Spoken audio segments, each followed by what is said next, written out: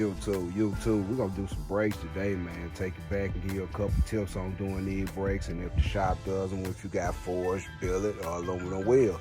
Next on the Hotshot Haven. Instagram Nova Enterprise LLC.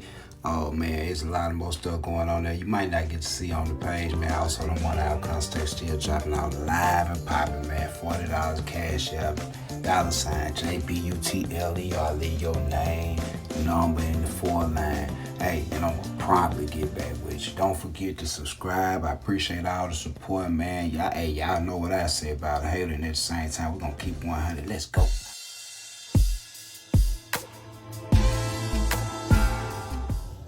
I want to start the video off by saying there are some differences when you're dealing with aftermarket wheel, especially forged, billet, aluminum, or cast aluminum.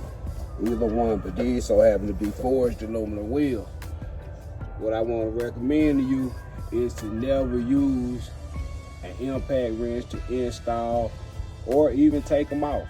Don't use it, because not only do you risk scarring the wheel, that spinning like that, you also risk cracking the wheel when reinstalling it with the air gun. It may be turned up too high, you crush the wheel, and you actually crack it and don't know you cracked it, and cause a problem that's gonna get worse and worse and worse until the wheel actually fails. So we're gonna put these brakes on here, but I just want to start out by saying when you have aftermarket wheels, aluminum wheels, cast or forged, you don't want to use an impact wrench. You want to torque those wheels to manufacturer specs and do it by hand.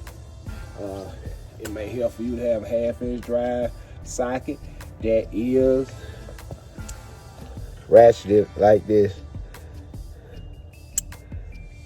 It'll take a lot of torque. You can put a 6-foot breaker bar on this and stand on it. It will not give. It will not let go. So you want to get you some tools of that order. And my grandfather gave me this. This is about a 40, 50-year-old wrench right here. But they still make stuff like this somewhere. I don't know where you gotta get it.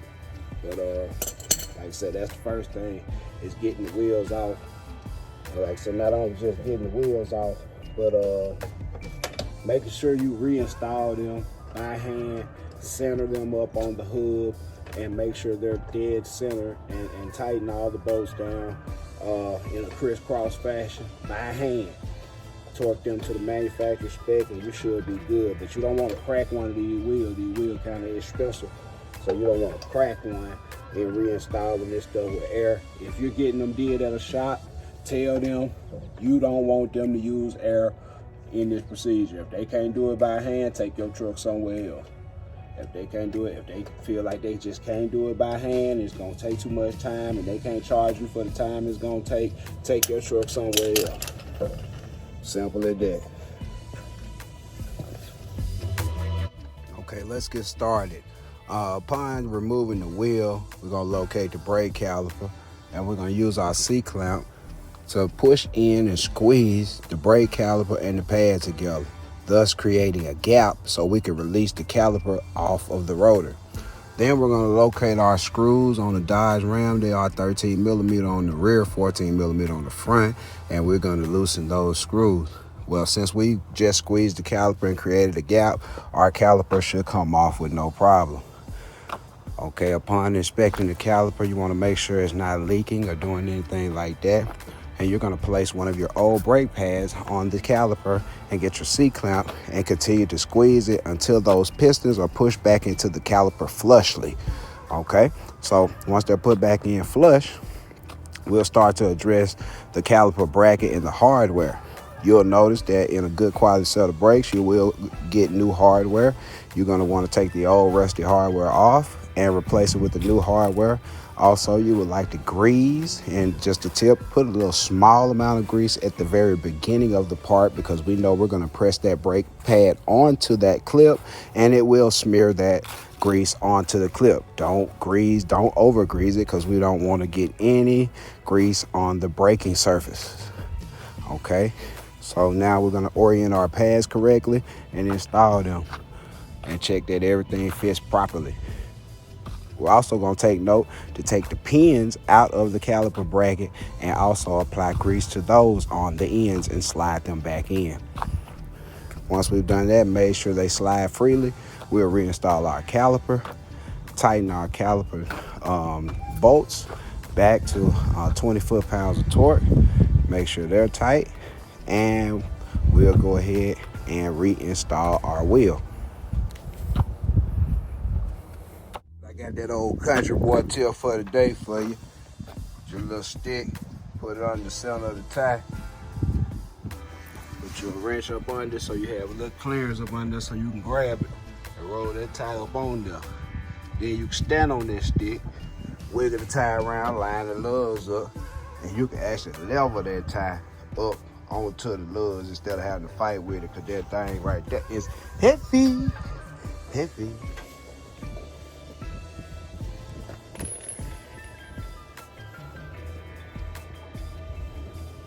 Stand on the stick, walk the tie in.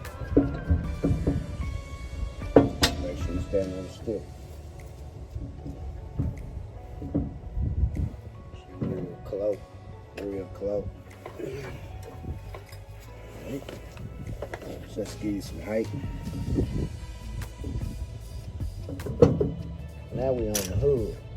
Now you can leave that there under there, but we're gonna rotate this wheel until we line up, and we're gonna shove it on. Shove it on.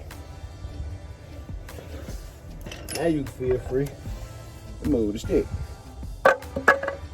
Whole lot of high class pimmer going on. We ain't work ourselves to death out here. We already know it. And like I said, by hand, put all this stuff back together by hand. Feed your lugs in there. Get them on there by hand.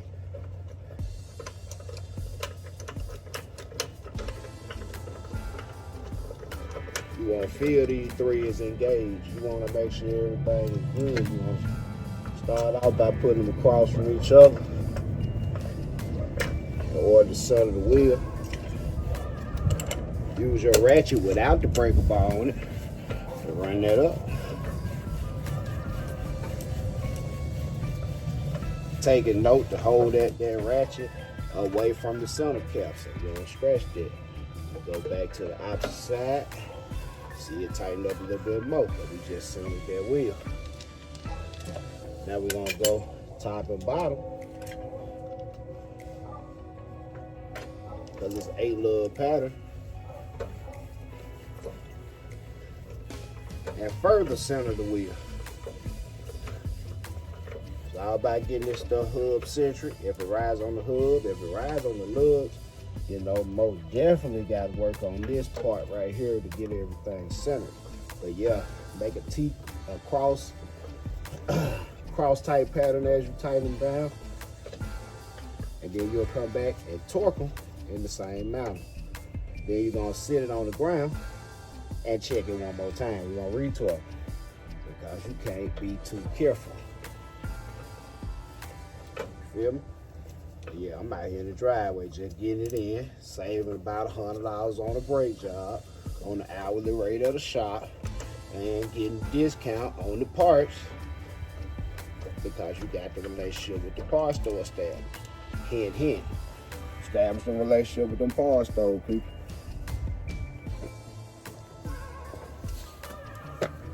Now you're gonna torque the wheel down. I'm not exactly using a torque wrench because I done did it a lot and you can feel it. You can feel it, but one of the things you really want to do is feel this. So, like I said, we're gonna go in a crisscross pattern. We're gonna give y'all a better angle on this.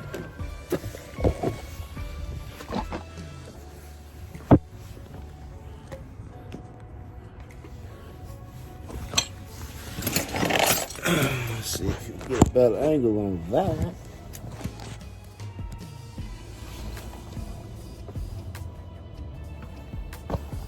Prayer cross. Straight across. Count them. 2. That's 2. And up. 3.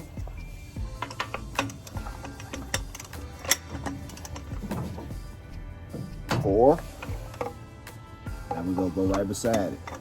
Start that cross. 5. Cross from that. 6. Cross from that. 7.